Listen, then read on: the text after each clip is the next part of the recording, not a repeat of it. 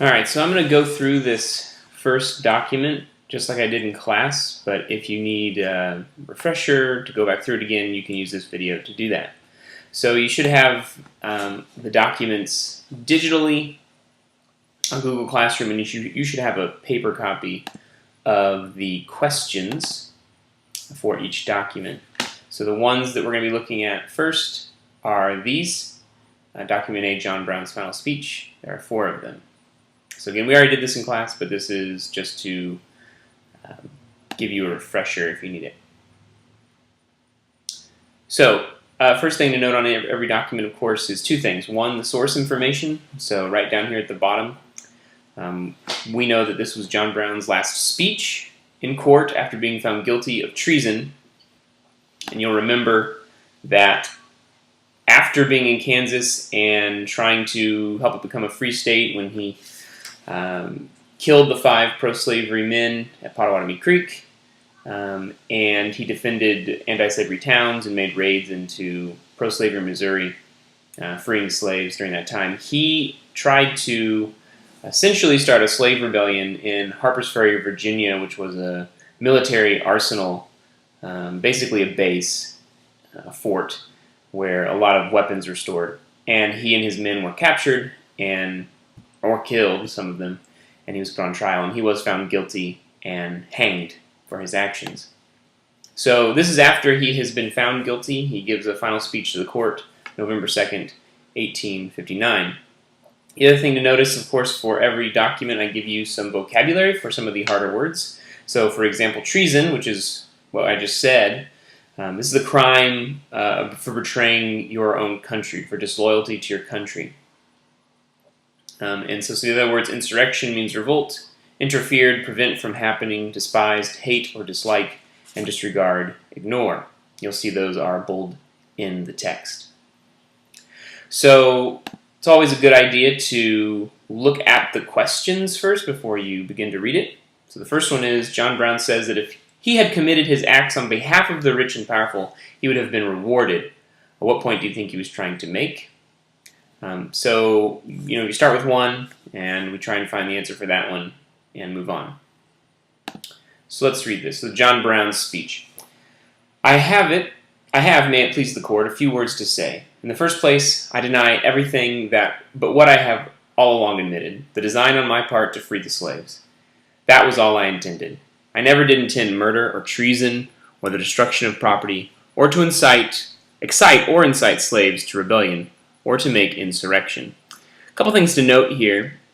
Not really sure if John Brown is telling the truth in this portion, because we are pretty certain that he was actually trying to start a slave rebellion with the slaves. He did destroy people's property in Kansas. He did help murder 5 pro-slavery men in Kansas, so maybe he's just talking about his Harpers Ferry raid, but he might be misleading us here with his information. But he did want to end slavery. I have another objection. Had I so interfered on behalf of the rich, the powerful, the intelligent, the so-called great, or in behalf of any of their friends, it would have been all right. Every man in this courtroom would have denied it, an act worthy of reward rather than punishment. So here's where that question is, asking what he meant by he would be rewarded for helping the rich and powerful. So the answer here that I came up with is that the point he's trying to make is that society doesn't actually care about the lives of slaves, because technically they were considered not citizens under the Dred Scott Law.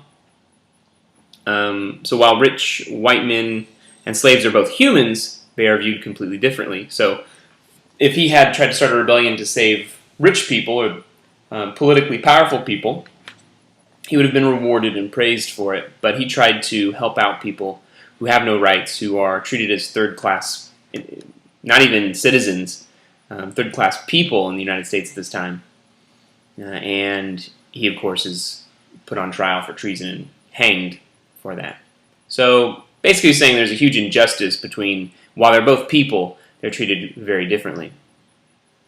So the next question, who are the despised poor, and why is John Brown willing to give up his life for them? I believe that to have done what I have done on behalf of God's despised poor was not wrong, but right. So we could infer here, based on the fact that he's talking about slaves in the beginning, that the despised poor are slaves themselves. Now, if it is deemed necessary that I should forfeit my life to achieve justice and mingle my blood further with the blood of my children and with the blood of millions in this slave country, whose rights are disregarded by wicked, cruel, and unjust acts, I say, so let it be done. So, what was he talking about? Well, first again, these despised poor are obviously slaves. He just uses a little wordplay there to put more of an emotional appeal on it. And he feels that his actions will help move the slaves towards freedom and rights they should have as humans by making this strong point that he is sticking with the fact that he did want to free the slaves and he did take those actions to do so because they are placed under unfair laws. Again, it comes back to the idea that they're also human beings and should be treated as citizens under the Constitution. So the last question, 3. John Brown delivered his speech on the last day of his trial after hearing the jury pronounce him guilty. He knew he would be sentenced to die. Given that context, what does this speech say about him as a person? Well, considering that he had been found guilty and he basically was completely fine with dying, is what the last paragraph makes it sound like, that he actually did feel compassion for these people, these slaves in the United States. He doesn't, apologize. He doesn't change his story at all. He stands by his beliefs to the very end.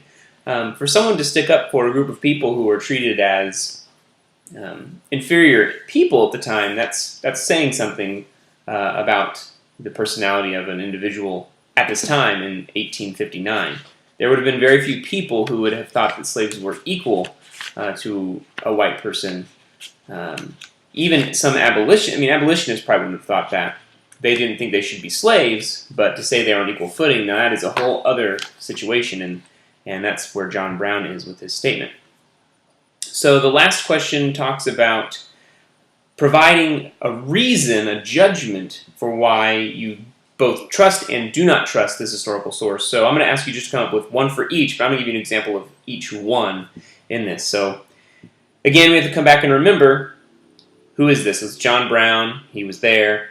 It was a speech. So we're going to look at this. So author's reliability. First and foremost, positive, he was there. John Brown, he was involved. This is the guy in question. Nothing else we can really say. That's why we would trust it, because he is the person we're investigating and we're looking at his words. 2 reasons why we wouldn't trust him. 1, he's an abolitionist. That's obviously bias. They wanted slaves to be freed completely. During this time, slaves were actually property, so they are violating the law, technically under the Constitution. And he was taught to hate slavery from a child. His father hated slavery. He saw a slave child beaten when he was very young. So he had it ingrained in his head that slavery was wrong. And again, we can't think through our context. We have to look through the lens of people at this time. So he would have thought very differently about slavery than most people at the time. So how about the influence of context? What else is going on? Well, 2 positive things that we would trust John Brown with. He firsthand witnessed slavery and the cruelty of it when he saw the young slave child beaten. He didn't just start this rebellion out of nowhere. He was involved with trying to help in slavery in the United States for a while. He helped as a conductor on the Underground Railroad to free slaves. He went to Kansas to try and make Kansas a free state. So he was highly involved with the events going on leading up to this. Negatively for him, he talks about not intending to commit murder, but he outright planned the murder of a group of pro-slavery men in Kansas. He was going to start a slave rebellion to basically rise up and kill more people. So he took his actions pretty far, and we might think he's a little delusional in thinking that he didn't intend murder when he purposely planned for murder. So that kind of goes against him. The last one, quality of facts, the author's facts and examples. Right out the gate, the first big example is He's absolutely right. Slaves didn't have any rights. We learned this about the Dred Scott decision. They were not citizens. Slavery couldn't be banned anywhere after that. They were not given any of the rights under the United States Constitution that other humans had. So he's right. They were the despised poor. They were treated completely unfairly. And our Constitution says that all men are created equal. Well, what they really meant was all white men, definitely not slaves. Negatively here, he did intend on starting a slave rebellion and killing. So again, coming back to his claim that he didn't intend to murder people, well, I don't really think that's true. He definitely intended to murder people because he was trying to send a clear message to the South about slavery. So again, there's an example of the first document. I hope that helps.